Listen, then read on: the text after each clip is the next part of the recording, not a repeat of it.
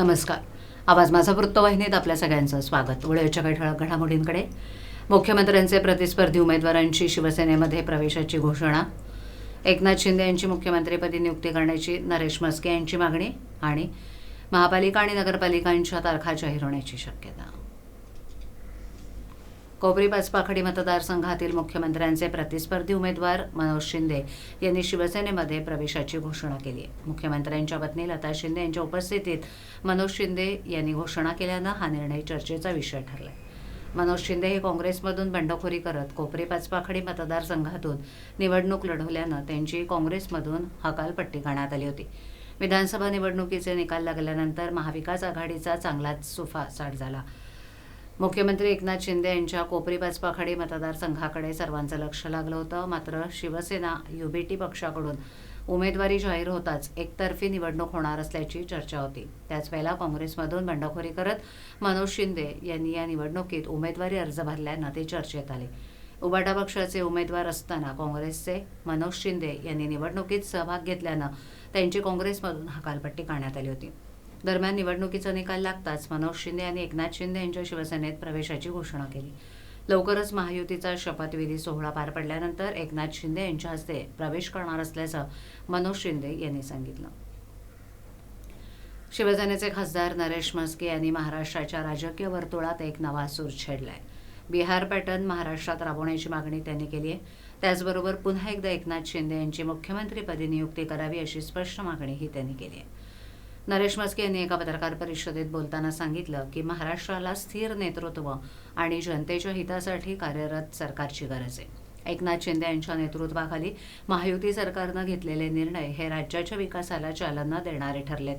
त्यामुळे त्यांना पुन्हा मुख्यमंत्री करण्याचा निर्णय योग्य ठरेल. या वक्तव्यामुळे शिवसेनेत आणि महायुतीत राजकीय हालचालींना वेग आलाय. बिहार पॅटर्न राबवण्याचा मुद्दा नेमका कसा आहे आणि यामागे काय विचार आहे याकडे सगळ्यांचं लक्ष जात आहे. या ज्या आता काही विधानसभेच्या निवडणुका झाल्या, माननीय मुख्यमंत्री एकनाथ शिंदे साहेब यांच्या नेतृत्वाखाली या लढल्या गेल्या आणि महायुतीचे नेते एकनाथ शिंदे साहेब यांच्या गळ्यात मुख्यमंत्री पदाची माळ घालतील असा आम्हाला ठाम विश्वास आहे. मी त्या पक्षाचा कार्यकर्ता आहे. माझ्या पक्षाचे नेते एकनाथ शिंदे साहेब आहेत आणि कार्यकर्ता म्हणून मला असं वाटतं की माझा नेता मुख्यमंत्री व्हावा, एकनाथ शिंदे साहेब हे मुख्यमंत्री व्हावे असं मला हे प्रामाणिकपणे वाटतंय. बिहारमध्ये ज्या पद्धतीने नितीश कुमार यांच्या गळ्यात मुख्यमंत्र्यांची माळ घातली गेली, त्यांची संख्या कमी होती तरी सुद्धा त्यांना मुख्यमंत्रीपद महायुतीने, लोकशाही आघाडी सरकारने, एनडीएने त्यांच्या गळ्यात त्या पद्धतीने माळ घातली. त्याच पद्धतीने माननीय मुख्यमंत्री एकनाथ शिंदे साहेब यांना मुख्यमंत्रीपदी जाहीर करतील असा आम्हाला ठाम विश्वास आहे. हरियाणामध्ये जे सैनी म्हणून जे मुख्यमंत्री केलेले आहेत त्यांच्या नेतृत्वाखाली त्या निवडणुका लढल्या गेल्या. त्याच पद्धतीने माननीय मुख्यमंत्री एकनाथ शिंदे साहेब यांच्या नेतृत्वाखाली ही महाराष्ट्रातील निवडणूक लढली गेली. त्याच पद्धतीने ज्यांच्या नेतृत्वाखाली निवडणुका लढल्या जात आहेत त्यांनाच मुख्यमंत्रीपद बहाल केलं जातं. हा एक उदाहरण भारतीय जनता पार्टीने दिलेलं आहे, एनडीएने दिलेलं आहे. हेच पॅटर्न आमच्या महाराष्ट्रात होईल असं आम्हाला वाटतं. शेवटी महायुतीचे नेते आहेत, महायुतीचे जे काही प्रमुख आहेत, माननीय नरेंद्र मोदीजी असतील, अमित शहा असतील, नड्डाजी असतील आणि सर्व नेते निर्णय घेतील असा आम्हाला ठाम विश्वास आहे. राज्यात महायुतीला विधानसभा निवडणुकीत मिळालेल्या अभूतपूर्व प्रतिसादाचा फायदा उचलण्यासाठी मागील काही वर्ष रखडलेल्या ठाणे महापालिकेच्या निवडणुकीसह राज्यातील महापालिका आणि नगरपालिकांच्या निवडणुकांचा बिगुल राज्य सरकार वाजवण्याच्या तयारीत आहे. लवकरच निवडणुकांच्या तारखा जाहीर होण्याची शक्यता व्यक्त केली जाते. राज्यातील 10 महापालिका आणि नगरपालिकांचा कारभार सध्या प्रशासकांच्या ताब्यात आहे. महापालिका, नगरपालिका, नगरपरिषद इथे लोकप्रतिनिधी नाहीत. त्यामुळे सर्वसामान्य नागरिकांना थेट अधिकाऱ्यांना समस्या सांगाव्या लागतात. परिणामी त्यांना अडचणी भेडसावत आहेत. त्यामुळे महापालिका, नगरपालिकांच्या निवडणुका जाहीर कराव्यात अशी मागणी विरोधकांकडून केली जात होती. लोकसभा निवडणुकीत महायुतीला दारुण पराभवाचा सामना करावा लागला होता. त्यामुळे स्थानिक स्वराज्य निवडणुका जाहीर करण्यात आल्या नव्हत्या. परंतु आता विधानसभा निवडणुकीत महायुतीला निर्विवाद विजय मिळालाय. त्याचा फायदा मिळवण्यासाठी राज्य सरकार पुढील 2 ते 3 महिन्यात नगरपालिका, महापालिका निवडणुकीच्या तारखा जाहीर होण्याची शक्यता आहे. राज्य सरकारचा शपथविधी पार पडल्यानंतर महापालिका निवडणुकांच्या तारखा जाहीर होणार असून फेब्रुवारी किंवा मार्च महिन्यात या निवडणुका होतील अशी शक्यता व्यक्त केली जाते. जिल्ह्यातील ठाणे, नवी मुंबई, कल्याण, उल्हासनगर, मीरा भाईंदर आणि भिवंडी या 6 महापालिका, ठाणे जिल्हा परिषद, अंबरनाथ आणि बदलापूर नगर परिषद यांच्या निवडणुका मागील 2 ते 6 वर्षांपासून स्थगित आहेत. त्यांचा कारभार सध्या प्रशासकाच्या ताब्यात आहे. 5 वर्षापूर्वी झालेल्या विधानसभा निवडणुकीत ठाणे शहर मतदारसंघातून दुसऱ्या क्रमांकाची म्हणजेच 72,000च्या आसपास मतं घेणारे मनसेचे उमेदवार अविनाश जाधव यांची यंदाच्या प्रचारात जोरदार हवा निर्माण झाली होती. असं असलं तरी निकालात त्यांची पिछेहाट झाल्याचं समोर आलंय. गेल्या निवडणुकीपेक्षा त्यांना कमी मतं मिळालीत आणि दुसऱ्या स्थानावरून तिसऱ्या स्थानावरती गेल्यानं जाधव यांची केवळ प्रचारातच हवा होती असं आता निकालातून स्पष्ट होत आहे.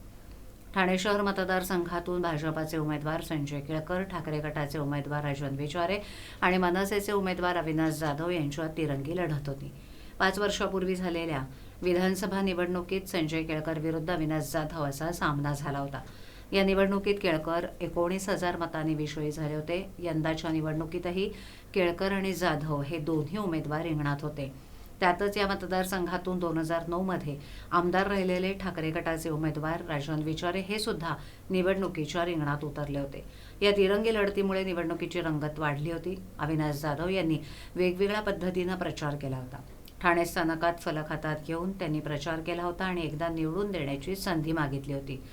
मनसे प्रमुख राज ठाकरे यांच्या 2 जाहीर सभा झाल्या. शर्मिला ठाकरे यांनी चौक सभा घेतल्या होत्या. एकूणच प्रचारातील वातावरण निर्मितीमुळे मनसेची प्रचारात हवा दिसून येत होती.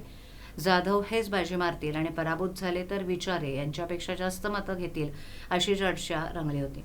प्रत्यक्षात निकालानंतर मनसेची प्रचारात केवळ हवाच असल्याचं स्पष्ट झाले. शिर्डी साई मंदिर क्षेत्र आणि पालखी मार्ग हरित, स्वच्छ आणि प्लास्टिक मुक्त ठेवण्यासाठी पारसिक हिल्स प्लांटेशन ग्रुप आणि श्री साई श्रद्धा सेवा मंडळ खारेगाव यांनी रविवारी 24 नोव्हेंबर रोजी एक धाव साईंसाठी ही पारसिक नगर ते शिर्डी रिले रनला प्रारंभ केला. कळवा खारेगाव येथील पारसिक नगर 90 फीट रोड इथून शुभारंभ झालेल्या या मोहिमेचा समारोप 25 नोव्हेंबरला शिर्डी येथील श्री साई मंदिर संस्थान इथे होईल. या उपक्रमाचं हे 2रं वर्ष असून समाजसेवक विनोद लासे यांच्याकरता अमूल्य योगदान लाभलं आहे. स्वच्छता म्हणजे भक्ती, स्वच्छ मन आणि स्वच्छ कर्म हीच साईंची सेवा. हे ब्रीद अंगीकारून शिर्डी साई मंदिर क्षेत्र आणि पालखी मार्ग हरित, स्वच्छ आणि प्लास्टिक मुक्त ठेवण्यासाठी तसंच त्याची जनजागृती आणि प्रचार करण्यासाठी पारसिक हिल्स प्लांटेशन ग्रुप आणि श्री साई श्रद्धा सेवा मंडळ खारेगाव यांनी एक धाव साईंसाठी ही मोहीम गतवर्षीपासून सुरू केली आहे. यंदाही रविवारी या मोहिमेवर साई भक्त निघालेत. पारसिक नगर ते शिर्डी अंतर हे 220 किलोमीटरचं अंतर असून 14 किलोमीटर शिर्डी परिक्रमा असं एकूण 234 किलोमीटरचं अंतर साई भक्त पार करणार आहेत. या मोहिमेदरम्यान 10 मुख्य धावपटू साखळी पद्धतीनं प्रत्येकी 5 किलोमीटर अंतराचं सलग सुमारे 30 तासांमध्ये 4 ते 5 फेऱ्या प्रत्येकी फेरी 5 किलोमीटर यशस्वीरित्या पूर्ण करतील. त्यांच्यासोबत सायकल्सवर देखील सहकार्याला असणार आहेत अशी माहिती समाजसेवक विनोद लासे यांनी दिली. आवाज माझावरील एखादी बातमी पाहिजे राहून गेली असल्यास यूट्यूबवर इथे तुम्ही पाहू शकता. तर मग नक्की सबस्क्राईब करा आवाज माझा.